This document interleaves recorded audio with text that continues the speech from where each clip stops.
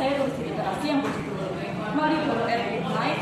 Saya akan memberikan tanggapan, komentar, dan pesan moral yang dapat saya ambil dari buku ini. Dan untuk sekarang saya akan menceritakan secara singkat isi dari buku ini.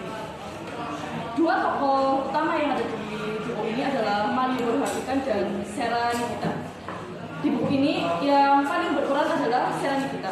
Sera Nigita adalah seorang mahasiswa di salah satu universitas yang ada di Jakarta, lebih tepatnya Universitas Indonesia jurusan Fakultas Hukum. Sera ini memiliki segudang masalah dan dia terlalu sulit untuk menampung masalah-masalahnya. Pada suatu malam, Sera ingin mengakhiri hidupnya dengan cara menjatuhkan diri dari lantai apartemennya yang ada di lantai 18. Dia ingin menjatuhkan dirinya ke bawah karena dia sudah tidak bisa menahan semua masalah-masalah yang dihadapi. Tetapi rencana buruknya itu gagal karena digagalkan oleh tetangga apartemennya yang bernama Malioboro Hatikan.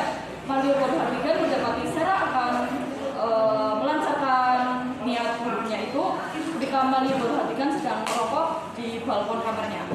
Bertepatan dengan kamar Malioboro Hatikan dan kamar Sera Nigita ini sebelahan, jadi Malioboro Hatikan mempunyai rasa empati untuk menggagalkan rencana buruk dari Sera Nigita.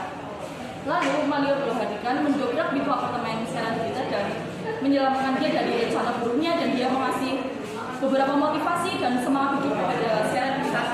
Dan akhir dari cerita ini adalah happy ending karena Sera Nigita dan Malioboro Hatikan menjadi sepasang kekasih karena mereka sama-sama saling menginginkan, punya mindset yang sama, saling bertukar pikiran, dan akhirnya mereka bisa melewati hari hubungan dan mereka berhasil menikah.